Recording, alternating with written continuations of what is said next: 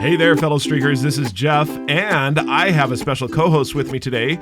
Jamie's feeling a little bit under the weather, so I've got someone with me who has been with us really all of our life. Well, not all of our life, but it's Miss Rose Chain. Hi, Rose. Hi.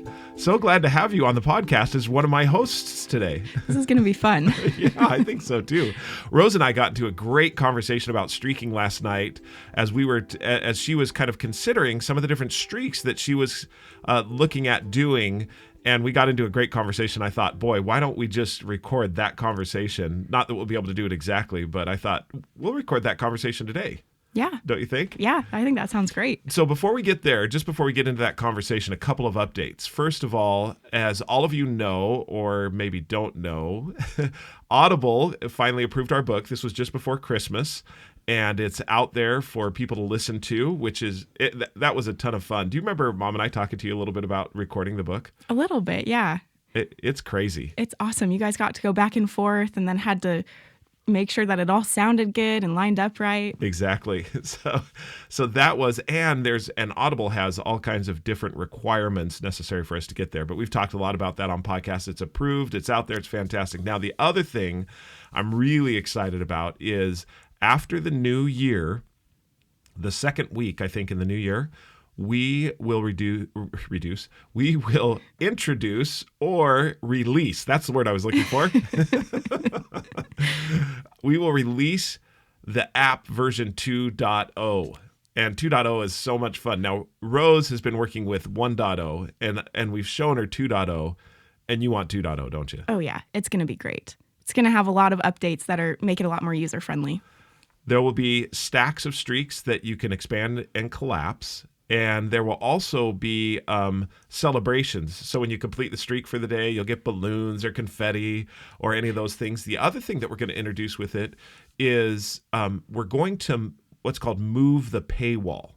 So currently the subscriber wall is at community. In other words, to be a part of a community, you need to pay the subscription, either the monthly subscription or the annual subscription. The monthly subscription is $2.99 a month, or the annual subscription is $29.99 a year.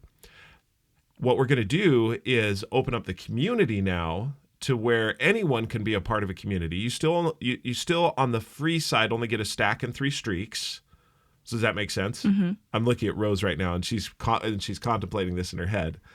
But what you will be able to do is once the new 2.0 version comes out, then we have on the pay side where you can set up team streaks. Okay. So one part of the community, as you look at different communities, you've got a community that is your core community, just people who you know and love and care about you, and they may or may not have the same streaks, but they celebrate with you.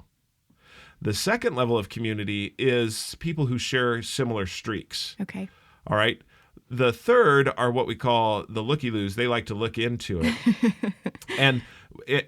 And so that's the 3 levels of community. Inside the second level of community, where you have people who share the same streak, or in other words, the interest, there's team streaks that you introduce into that as well. Now, team streaks are different in the sense that everyone on the team participates in the same streak. Okay. And either everyone has to keep the streak, or at least one person on the team has to complete the streak. From the book, Football versus Baseball. There you go.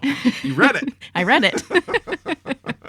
That's good, because you're in there, I think. Yes, I am at the end. Well, and you know what's cool is Rose is the one who designed the streaking logo.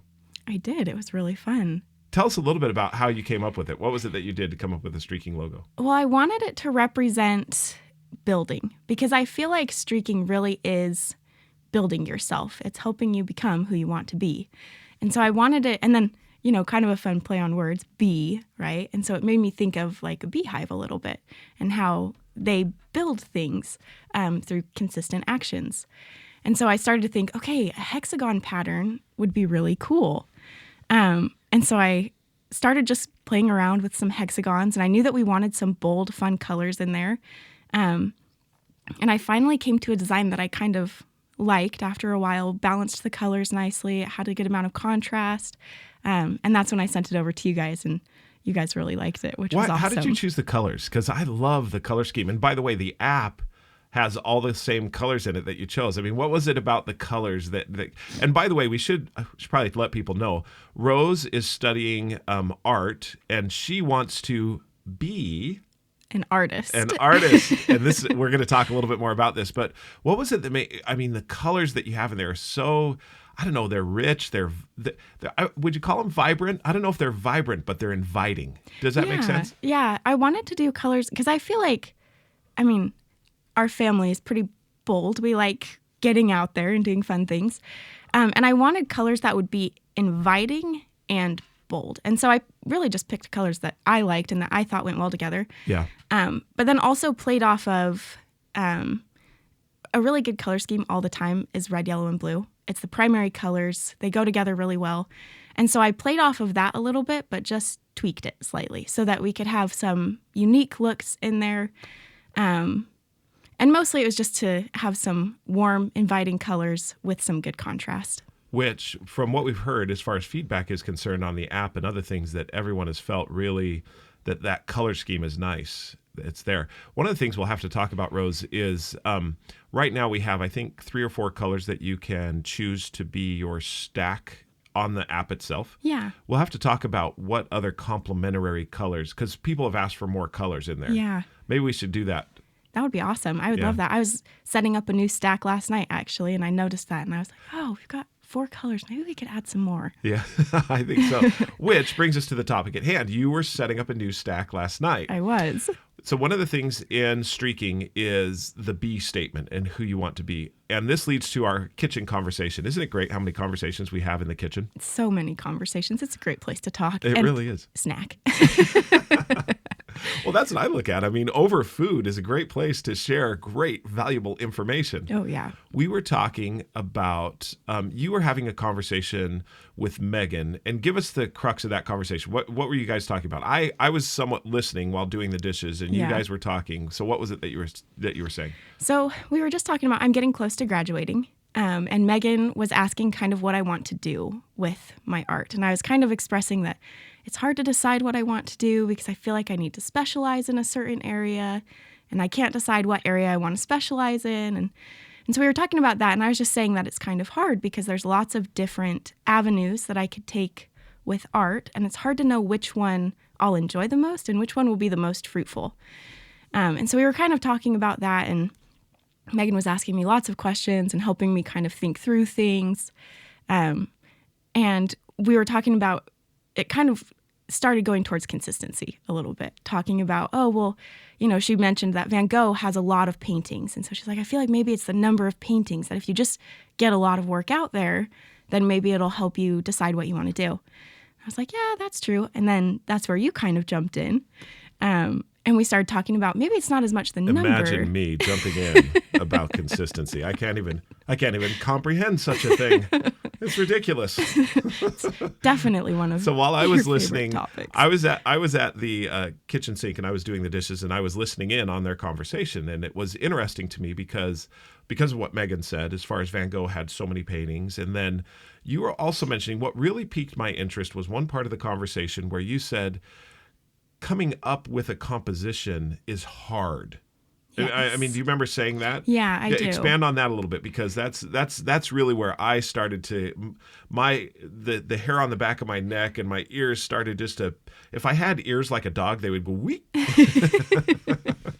So I was telling her how I was talking about how the beginning work of a painting is quite a bit, because you have to come up with an idea and a concept and then work out a composition and do a couple of sketches, make sure that the values are all right. And so it takes a little while right up front.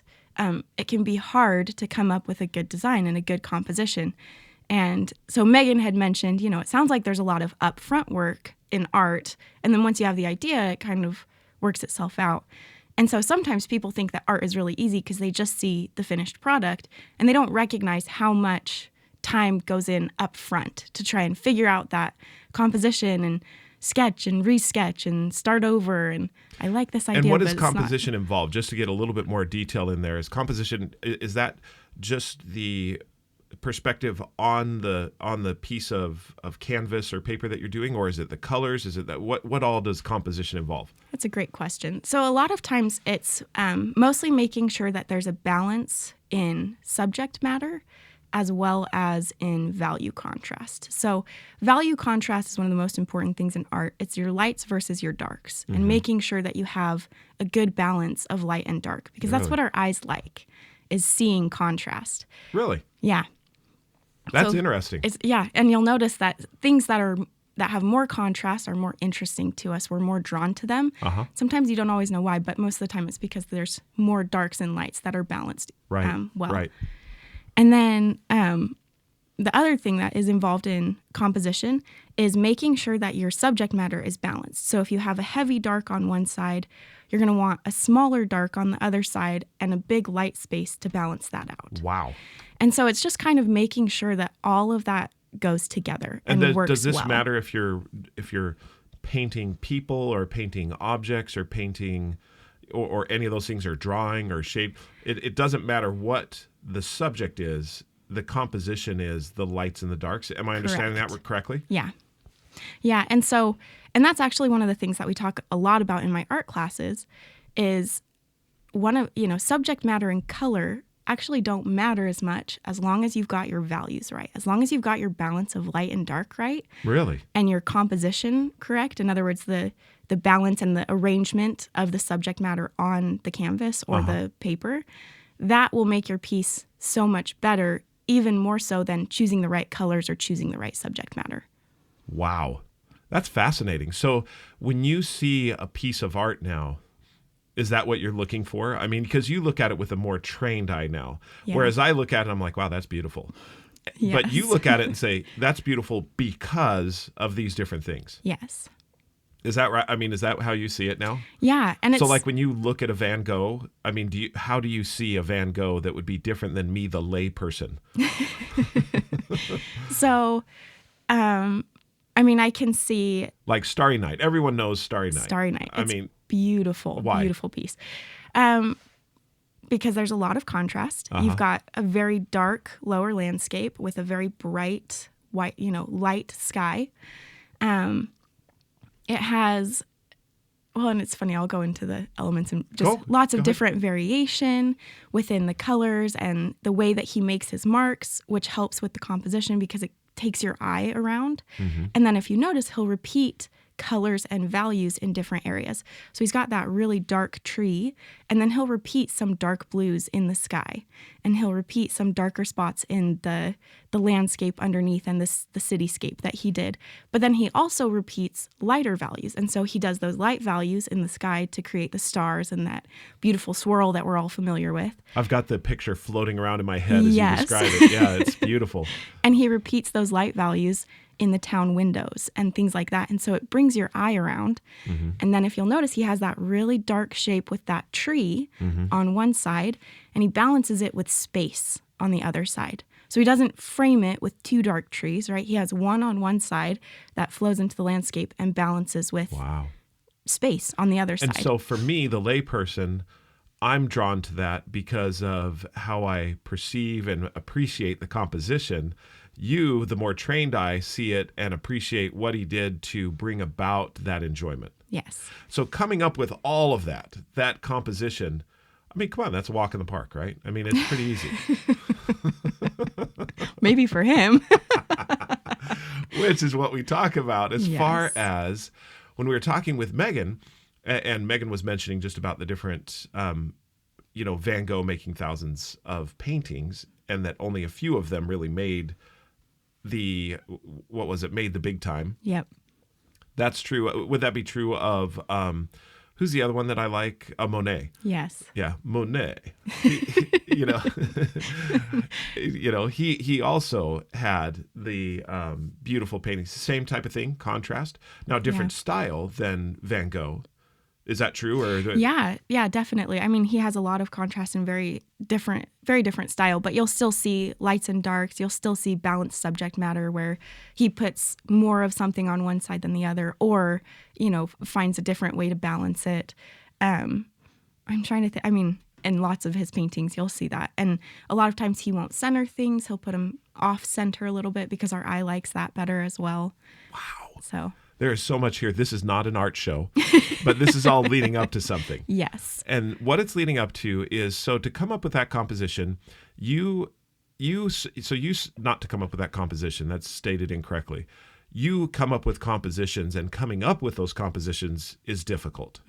And sometimes can be a stopping point. Yes. Because you look at it and you say, you know what, that is so hard to do that it's almost like you won't even get started sometimes. Now, you correct me if I'm stating things incorrectly. No, that's exactly right. There have been a lot of times where I'll think, oh, I want to do a painting, but I don't want to put in all the effort to try and make sure that it's going to look good at the end. And you have to do a lot of that up front. So with that being said, and something you just said that I think is key, I want to do a painting. In other words, focusing on the output rather than looking at it and saying, what is the input, or what is the thing that I need to do that's laughably simple in order to start bringing this about? So this is where our conversation got. This is where, I got involved in the conversation. Yes. Because what I saw was not that Van Gogh produced thousands of paintings. What Van Gogh did was paint every day. Yep. And that became the thing that set him apart as an artist, is because he wanted to be an artist. In order to be an artist, what do you have to do? Exactly. You have to do something every day, paint every day, draw every day. So what was your first streak on this that you were trying to do? So my first streak was to draw one sketch daily. And I kept it for about a week and a half, and then I lost it. Why? Well, How come? It's funny. I didn't know. And so I was asking you, and you said, it's too hard. And I kind of chuckled Don't a little. you love that? Your dad says, that's way too hard. Yes. I mean, who says that in life? Seriously. Who says oh man, that is just way too hard. You need to back off. Step it down a little bit. Easy there, speed racer. Let's back up just a touch. Especially with one sketch, because in the art world, a lot of people would be like, one sketch? You got to do more than that. Now, I think, though, that what you bring up is so crucial, because you've always wanted to be an artist. I mean, from the time you were a very little child, I remember when Mom and I had, you at home, and you were, I'd say a year and a half or so. It's not that you were drawing beautiful paintings and everything else, but you always had a stick in your hand. Always. That's why you have Arts and Sticks as your always. email address, because you always did. Either a rock or a stick. Yeah. We could talk about geology at a different one. Yes. But so it's not like this is something that you haven't wanted to do. You've always wanted to do it. You took art classes and everything else. Yet you, wanting to be an artist, set an aspiration for yourself so high of drawing one sketch daily that you even talked yourself out of something that you love to do. Yeah. I don't know if I can emphasize this enough. It's so critical to look at this and to say, it's got to be laughably simple. Now, as we started to talk about this, and as we're talking about it now, you looked at it and said, really, is it too hard? Now, and you brought up something that I think a lot of people think right off the top of their head. And that is, well, people, that are great, they do so much more than what I'm talking about doing that's laughably simple. Yet, if you don't do anything, I know this is going to sound like the duh button. You don't do anything. Yes. It's so true. It almost feels like that saying, indecision becomes decision over time, because you decide, you're like, oh, well, I'm not doing enough. Over time, you're not doing anything. So it doesn't, Isn't you that don't amazing, progress. though? So what is it about us that we take this, we get this place where we're just like, oh, well, if I can't do it big, bold, and beautiful, if I can't draw the one sketch a day, you know what? I'll save up. And I'll do it tomorrow. Yes. Or the next day, or the next day, or the next day. And then a year goes by and you realize you haven't done anything. So One of the things that you had mentioned is that while you've been here with us, because we've got all of our children here visiting for the Christmas holiday, which has been so wonderful. Really fun. How much, you were saying last night, how much have you opened your sketchbook? Not at all. I mean, I brought them. I bring my sketchbooks everywhere with me because I'm like, oh, I'll probably want to draw because I love art. But I never open my sketchbooks. Why? It's too hard, I guess. It's a conscious effort. Oh, see, and that's one of the things as far as growth is concerned. When you look at growth is what you are doing consciously and consistently. So it's not a habit for you to open your sketchbook. No, it's not. Not that habits can't help, but the way you pick up your pencil, the way that you hold your sketchbook, all of that is probably habit. Yeah. Do you think much about that? Not really. But you have to consciously think about actually putting pen or pencil to paper. Pencil to paper. So what? So you decide. So you looked at it and said, and I challenged you, and I said that's not simple enough. Yep. So what did you then? So then, what did we talk about? What did you decide to do?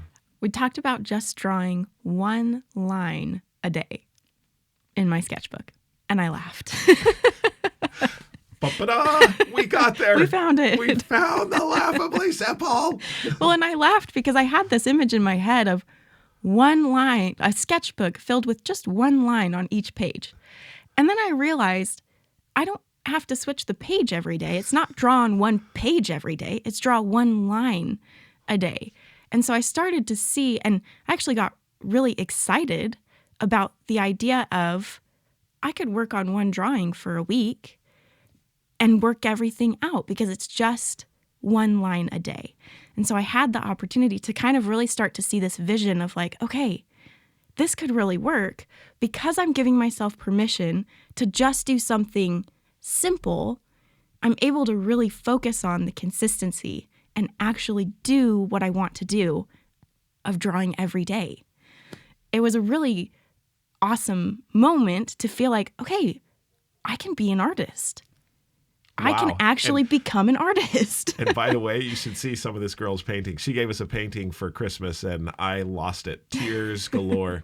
It brought so many memories. She's so fantastic. So your streak then is to draw at least one line daily. Yes. And that's really it. I mean, that's where it all starts.